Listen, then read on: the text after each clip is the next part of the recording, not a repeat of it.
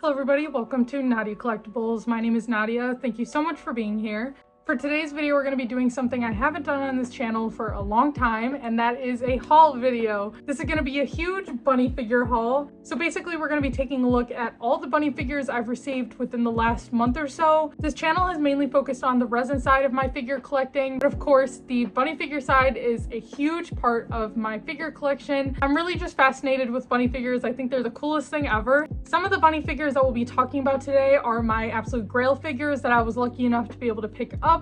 So I'm just super excited to get into this, so let's just go straight into the video. So the bunny I've most recently gotten in is Kurokawa Miko. This is an original character illustrated by Oyari Ashito, and she was released back in 2021 for about 30,000 yen. Since then, she's hiked up quite a bit in the aftermarket. She generally goes for around 50k to 60,000 yen, but recently Native had a warehouse sale where she was listed at 33,000 yen. She sold out pretty much instantly from what I heard. I did not participate in the sale. The sale happened around 4 a.m. my time, and I'm the opposite of a morning person, so there was no way that I was gonna be up to try to get her. So I was a bit sad, obviously, to not be able to get her during the warehouse sale, but honestly, it turned out for the better. Thankfully, due to my buy friend notifications, I was able to pick her up on AmiAmi pre-owned for 26,000 yen in C condition. C condition is okay with me. The grading scale on AmiAmi is very harsh. I would never want to go to school with that type of grading system. Unfortunately, I got her around the time that AmiAmi was relocating. AmiAmi shut down on September 20th, so she was held in AmiAmi's clutches for about a month, and I just recently got her in. So luckily, she's finally in my collection. She was a grail figure for me. I love everything about this bunny.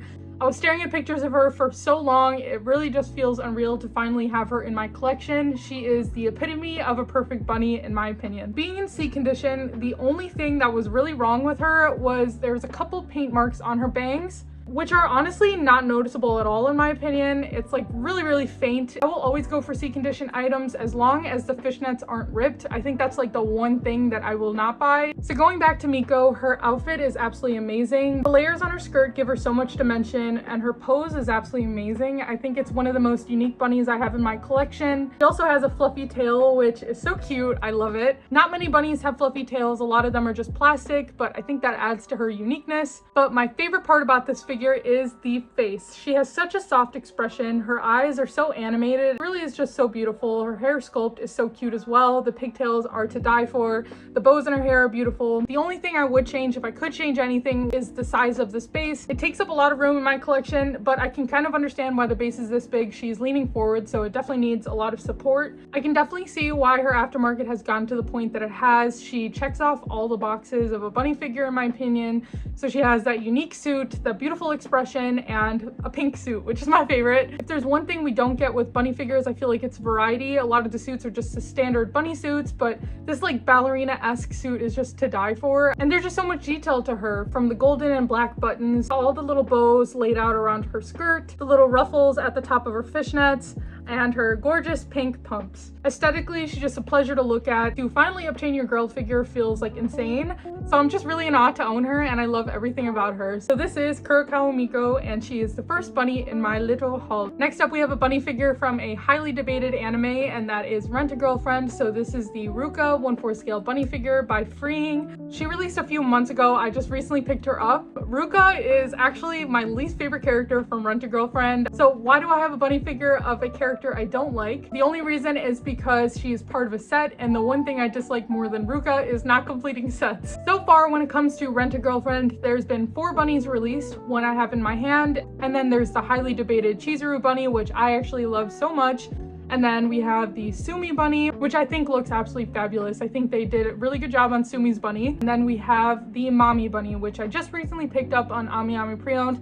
I haven't gotten the payment request for that one yet, but I did pick her up when they put her on sale for about half off of what the retail price was, so I'm super excited to have her in my collection. Okay, so taking a look at Ruka's bunny, putting the character aside, I actually think she's a really well done bunny figure. The shading on her blue suit is done really well, and my favorite part about this bunny are her knee-high boots. I think they're absolutely fabulous. The one thing that I notice of all the Rent-A-Girlfriend bunnies is that they have the coolest shoes ever. I think they're just a really funny, quirky type set, where all the bunnies just kind of have a little personality to them. I definitely think they could have added a little bit more personality to her face. She is a very expressive character, as we see in Rent-A-Girlfriend. But overall, I think the soft expression works well for her with the peace sign and the suit. I just think the pose overall is really nice. She kind of matches my nails right now. But yeah, maybe I'll like Ruka more in the upcoming episodes of Rent-A-Girlfriend. Yeah, I don't know.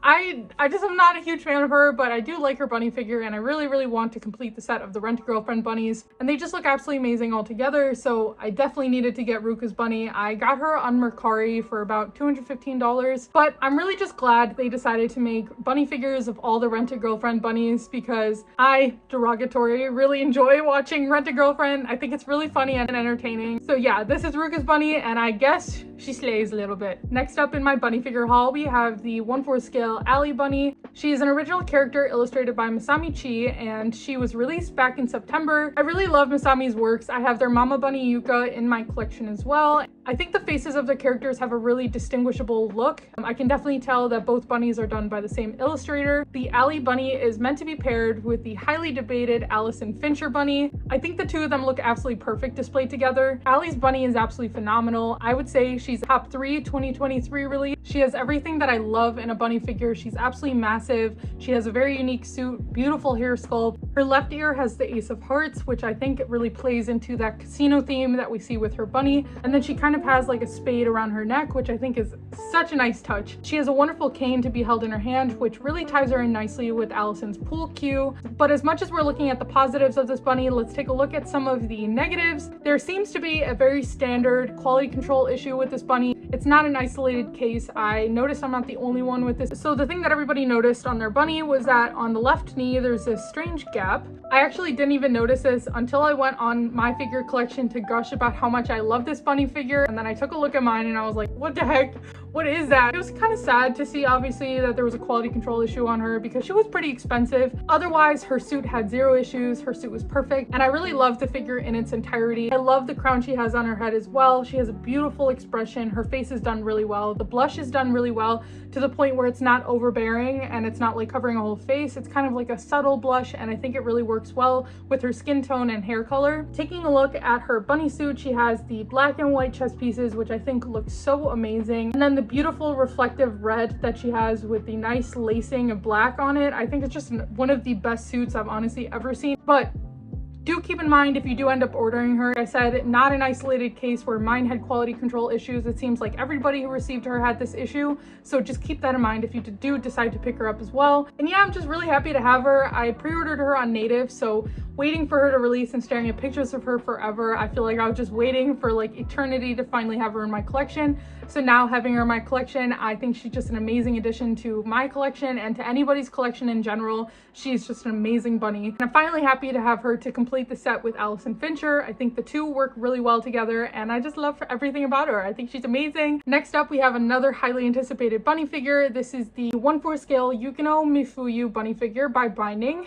This bunny figure was illustrated by Pusaki Puna, and this figure was released in September as well, and is meant to be paired with another very highly anticipated bunny figure, the Olivia 1/4 scale by Binding. The two of them are absolutely unreal together. They were probably my most highly anticipated pre-orders of 2023. To have them both in my collection and displayed together just is one of the most amazing feelings. I did order the acrylic stands for Olivia and Yukino. I have yet to receive them for some reason, but I'm excited to get them in at some point. Going back to the figure itself, I love pretty much everything about this bunny figure. Her expression is just gorgeous. I love the gloss on her lips. One of my favorite things about this bunny figure is her hair sculpt. She has a beautiful braid going along her bun, and I think it just looks amazing. I love white hair figures. I feel like we don't have enough white hair original character bunny figures, and my favorite thing about this bunny figure are all the pink accents along her suit. So we have this beautiful pink leg band with a nice lacing throughout it, and then we have a pink bow, and then a nice armband that has the same lacing as the leg band, and also the tassels on her suit are done in pink as well. And the one thing that I think is pretty unique about this bunny figure is her pose. She's kneeling on one knee, which I don't think I have any other bunny figures in a similar pose to this. She's actually pretty lightweight, which is definitely easier to display her in my collection. And there was zero quality control issues with this bunny. She came out absolutely perfect. She looks exactly like the prototype. Honestly, I feel like she exceeded my expectations.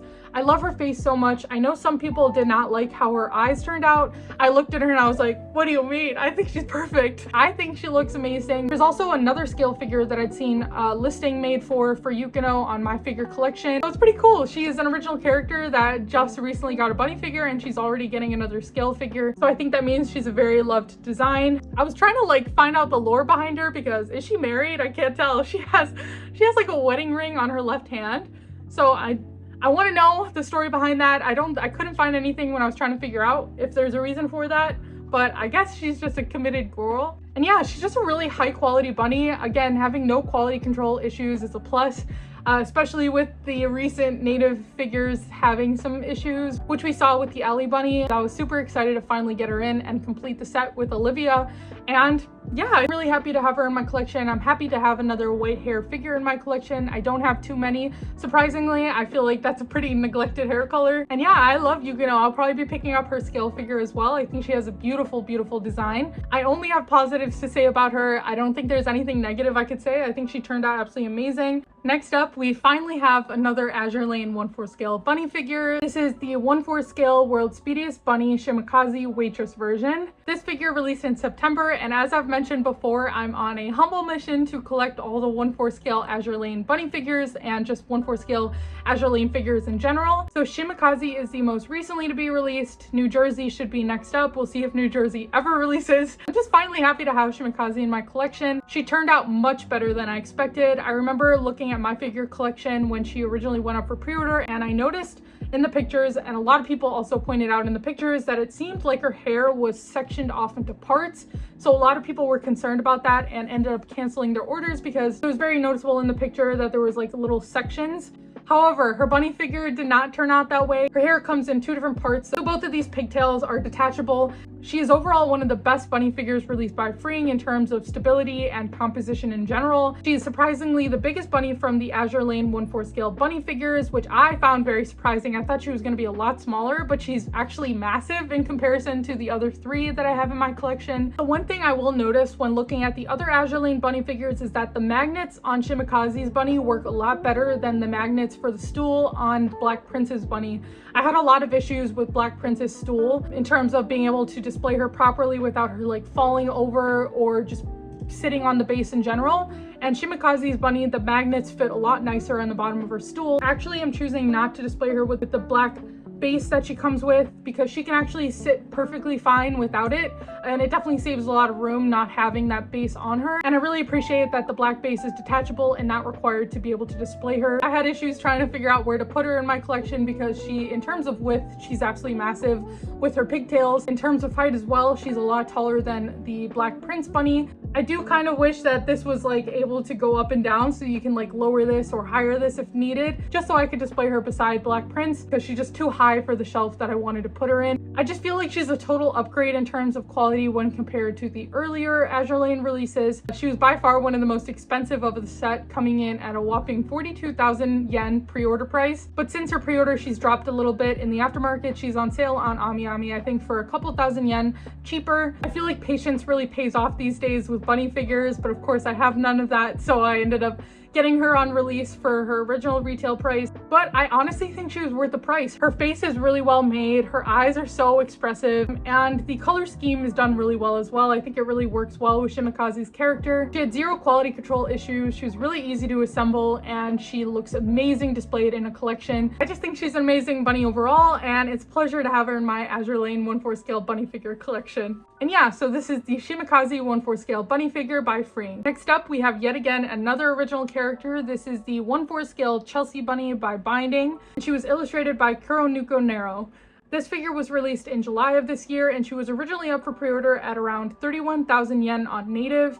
I did not pre-order this bunny. I wasn't even into like the native binding side of things until somewhat recently, so I'd missed the original pre-order spot for her, which I was really upset about. However, unfortunately, this little hiccup ended up saving me a lot of money, because I was able to pick her up on AmiAmi pre-owned for about 16,000 yen in C condition. Like I said, the grading scale on AmiAmi pre-owned is very sensitive. She was listed at 16,000 yen because of some damage to her bangs, which we can see here and here, which I don't mind at all. It saved me a couple $100s, so I'm definitely not mad about it. Once again, I have zero regrets. This was a bunny figure I was scouring the internet for. I video since it takes about a month for Ami pre-owned to put up native listings once they've released. So I was just like always refreshing and had buy friend notifications on for Chelsea's bunny. So yeah, I got really lucky that I was able to get her for such a good price. I think she is super underrated. I feel like her crown makes her look really nice when displayed beside the Alley bunny that we took a look at before, because they're both some queens in my collection. They look absolutely amazing. And again, she has a very unique suit. She has like a little bunny thingy right here and then some flowers along the side of her suit.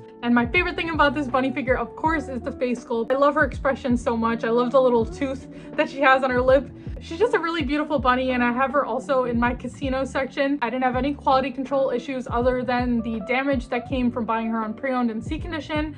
Her hair is really well made. There's no clumps, which is, again, is a big risk when it comes to this kind of transparent hair color. I think she's so cute. I love her. And she's currently the only figure released by this illustrator, but I'll definitely be keeping a lookout for more figures done by this illustrator. I think Chelsea is such a beautiful bunny figure, and I was really lucky to get her for such a good price. I feel like it makes me love her so much more that I was able to get her for cheap. Sometimes patience, like I said, pays off a lot with the bunny figures, because you can definitely get a good price when you just wait a little bit for some people to let her go because of some damage. So this is the Chelsea 1/4 scale bunny by Native. Next up, we have the 1/4 scale Makima bunny by Freeing. Okay, so I was a bit conflicted when ordering her, just because when comparing her to the Power Bunny, I feel like, as a lot of people felt, where I feel like Freeing definitely could have added a bit more personality to Makima's bunny as they did with Power's.